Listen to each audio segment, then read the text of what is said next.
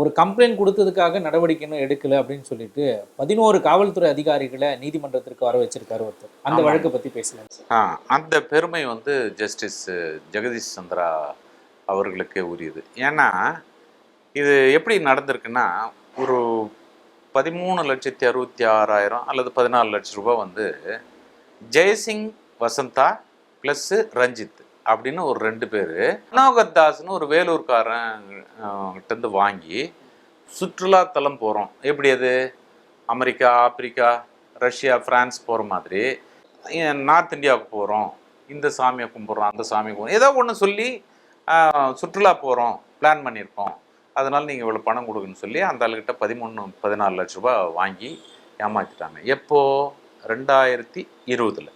அப்போது இவர் கம்ப்ளைண்ட் கொடுக்குறாரு. 22 இந்த கம்ப்ளைண்ட் வந்து விசாரணை நடக்குது. அப்போ விசாரணை நடக்கும்போது என்ன ஆச்சு அப்படின்னு கேள்வி கேட்கப்படுகிறது ஹைகோர்ட்டில். மேபி ஜஸ்டிஸ் ஜெகதீஷ் சந்திராவை கூட இருக்கலாம். இப்போ இந்த கேள்வி கேட்ட பிறகு இவங்க வந்து இதை பாருங்க, 2 மாதத்தில் நாங்கள் வந்து ஃபைனல் ரிப்போர்ட் நாங்கள் ஃபைல் பண்ணுறோம். அந்த 2 எல்லாம் தெரிந்தவர்கள் தானே. ஜெய்சிங் வசந்தா என்பவரும் ரஞ்சித் என்பவர்களும் அந்த குரூப்பே யாருன்றது தெரிஞ்சவங்க தானே. பணம் கொடுத்து ரசீதெல்லாம் வாங்கியிருப்பாங்கல்ல. அவங்க மேலே இவங்க சார்ஜ் ஷீட் போடுறதுக்கு எதுக்கு இவ்வளோ நேரம் அப்படின்னு கோர்ட்டு கேட்குதுன்னு சொன்னால், இதா பாருங்க 2 மாதத்தில் நாங்கள் போட்டு முடிச்சிடறோன்னு ஒரு டைம் வாங்குறாங்க. அந்த 16 பிப்ரவரி 2022 இவங்க ஒன்றுமே பண்ணல. அதுக்கப்புறம் இவர் வந்து கண்டெம்ட் பெட்டிஷன் ஒன்று போடுறாரு, நீதிமன்ற அவமதிப்பு வழக்குன்னு சொல்லி ஜெகதீஷ் சந்திரா அவர்கள்கிட்ட வருது. அவர் ரொம்ப சாதாரணமாக பேசுகிற மாதிரி தான் இருக்கும். நியாயமாக சொல்லுங்கள், இது செய்யலாமா அப்படின்னு நேரே கேட்பார். அதனால் நம்மளேவே வக்கீலாக இருக்கிற நம்மளே, இல்லைங்க மயிலாட் செய்திருக்கூடாதான் மயிலாட், அப்போ நீங்களே ஒத்துக்கிறீங்களே அப்படின்னு சொல்லி சமாதானமாக வந்து நியாயமாக பேசக்கூடிய ஒரு ஜட்ஜில் அவரும் ஒருத்தராக இருக்கார். ஸோ இது சம்மந்தமாக ஜெகதீஷ் சந்திரா கிட்ட வரும்பொழுது, நீங்கள் 2022 பிப்ரவரி 16 இதை பாருங்கள், இப்போ செப்டம்பர் மாதம், அக்டோபர் மாதம் வந்துருச்சு. இது வரைக்கும் நீங்கள் எந்த நடவடிக்கை எடுக்கல, அவர் மேலே எந்த நடவடிக்கை எடுக்கல, ஆக்ஷன் எடுக்காததுனால எல்லாரும் வர சொல்கிறாரு. யார்? 4 டெப்டி கமிஷனரு, ஒரு 3 அசிஸ்டன்ட் கமிஷனரு, ஒரு 6 போலீஸ்காரங்க, இன்ஸ்பெக்டர்ஸ், இவங்க 13 பேர் மொத்த பேரும் வர சொல்லிட்டாரு. வாங்க, ஓவர் இஸ் ரெஸ்பான்சிபிள். யார் இப்போ தற்சமயம் யார் இருக்காங்களோ அவங்களுக்கு வந்து ஒரு இது தெரியும்ல, ஒரு லிஸ்ட் இருக்கும்ல சார். இப்போ மோகன்ராஜ் வந்து ஒரு கொலை பண்ணியிருக்காரு அப்படின்ட்டு நான் ரெக்கார்ட் பண்ணிட்டு போகிறேன். நான் வந்து இன்ஸ்பெக்டரோ அல்லது அசிஸ்டன்ட் கமிஷனரோ ரெக்கார்ட் பண்ணிட்டு போகிறேன். இன்னொருத்தர் வந்து சுந்தர் வந்து பார்க்கும்போது, தியாகராஜன் சார் எழுதுந்த அப்படியே ஆற்றுல போடுவோம், மோகன்ராஜ் கொலையே பண்ணல அப்படின்னு நினைக்க முடியுமா? கண்டினியூ பண்ணணும் தானே. விசாரணை கண்டினியூஸ் ப்ராசஸ் தானே. அதனால எல்லா அசிஸ்டன்ட் கமிஷனரும் வாங்க, டெப்டி கமிஷனரும் வாங்க, போலீஸ்காரங்க, இன்ஸ்பெக்டருங்கெல்லாம் வாங்கன்னு சொல்லி மொத்த பேரில் 11 பேர் அப்பியர் ஆகுறாங்க. 2 பேர் வந்து உடல்நிலை மருத்துவ காரணங்களால் 2 பேர் அப்பியர் ஆகலை. முகமது அலி ஜின்னா தான் அந்த பப்ளிக் ப்ராசிக்யூட்டர் நேரடியாகவே அப்பியர் ஆகிறார் இந்த மாதிரி காரணங்களுக்காக. அப்போது ஜட்ஜி கேட்குறாரு, ஏங்க 20 போட்டது ஏறக்குறைய ஒரு சாதாரண மனுஷன் இதெல்லாம் வந்து சுற்றி பார்க்கணும், சுற்றுலா போகலான்னு நினச்சி கூட இவ்வளோ ரூபாயாக இருந்தாலும் அரேஞ்ச் பண்ணி ஒரு கிராமத்துக்காரன் கொடுக்குறான்னு சொன்னால், அது அவன் ஏமாத்திட்டு இது வரைக்கும் அந்த பணத்தை கொடுக்காம ஒருத்தன் இருக்கிறான்னு சொன்னால் எங்கேயோ மிஸ் ஆகுது. நடவடிக்கை எடுத்திருக்கணும். நீங்கள் இல்லை, அவன் பணம் வாங்கின 14 லட்ச ரூபாய் பணம் வாங்கி ஏமாத்துறானே, அவன் இன்னும் பைசாவை வந்து ஏமாந்தவனுக்கு கொடுக்காம இருக்கிறான்னா எங்கேயோ ஒரு பாயிண்ட் மிஸ் ஆகுது, ஞாபகம் இல்லையா அப்படின்னு கேட்குறாரு. எங்கே மிஸ் ஆகும்? எங்கேயோ வேற ஏதோ ஒரு இடத்துல வந்து அவனுக்கு சாதகமாக வந்து வர்ற மாதிரி ஒரு நடவடிக்கை எடுக்கிறாங்க. Maybe it is a police or somebody else, போலீஸுக்கு தெரிஞ்சவங்க, பக்கத்து வீட்டுக்காரர், அக்கத்து வீட்டுக்காரர், ஏதோ ஒரு காரணங்களாக இருக்கலாம். ஆனால் போலீஸினுடைய கடமைன்னு ஒன்று இருக்குல்ல, அந்த உரிமையை விட கடமை ரொம்ப முக்கியம்.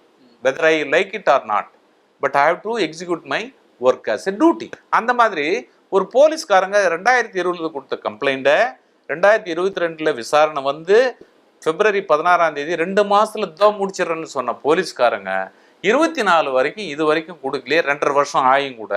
ஏன்? இதுக்கு காரணம் என்ன அப்படின்னு அவர் விசாரிக்கிறார். விசாரணை செய்யும்போது தான் ஐயா போட்டுடுறோம், சரி பண்ணிட்டோம் அப்படின்லாம் அவங்க சொல்கிறாங்க. சரி, ஆமாம், எனக்கும் ஒரு கேள்வி அப்படின்னு சொல்லி ஜட்ஜே கேட்குறாரு. இந்த மாதிரி பாதிக்கப்பட்டவங்க எல்லாரும் வந்து போலீஸ் ஸ்டேஷனுக்கு போயானா அதுக்கு ஒரு நிவாரணம் கிடைக்கணும். எல்லா பாதிக்கப்பட்டவங்களும் கோர்ட்டுக்கே வந்தா அப்புறம் நீங்க எதுக்கு? இல்ல, ஒரு பிரச்சனை ஏற்படுகிறது சம்பந்தமா போலீஸ்க்கு ஒரு கம்ப்ளைண்ட் கொடுக்குறாங்கன்னா 2 பேர் பேசி தீர்த்து விசாரிக்கணும்.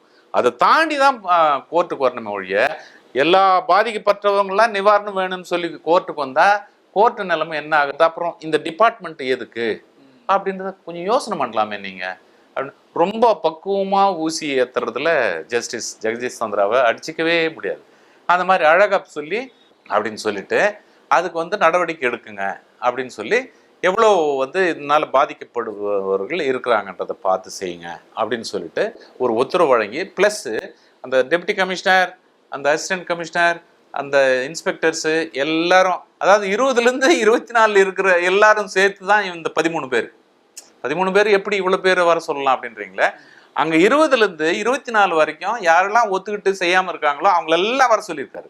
இருந்தாலும் தற்சமயம் என்ன சொல்கிறாருன்னா 2 பேர் வாங்க, ஒருத்தர் ஒரு இன்ஸ்பெக்டர், ஒரு அசிஸ்டன்ட் கமிஷனர் மாத்திரம் நீங்கள் வந்து எல்லாத்தையும் வந்து நாங்கள் ஆக்ஷன் எடுத்துட்டோம், சார்ஜ் ஷீட் போட்டோம், ஆமாம் சார்ஜ் ஷீட் போட்டோம், இந்த மாதிரி விட்னஸ்லாம் ஏற்றுறோம், இந்த மாதிரி இத்தனை பேர் இருக்காங்க அத்தனை பேர், அந்த ரிப்போர்ட்டை மாத்திரம் நீங்கள் ஹைகோர்ட்டுக்கு பதிவு பண்ணுறதுக்கு நீங்கள் கொடுக்கணும், சப்மிட் பண்ணுங்க அப்படின்னு சொல்லிட்டு சமர்ப்பிக்க சொல்லி ஜஸ்டிஸ் ஜெகதீஷ் சந்திரா அவர்கள் இந்த உத்தரவு வழங்கியிருக்காரு. அதாவது இவருடைய நோக்கம் வந்து போலீஸ்காரங்களை திட்டணும் வரவழைக்கணுன்றது இல்லை அப்படின்றதையும் சொல்றாரு.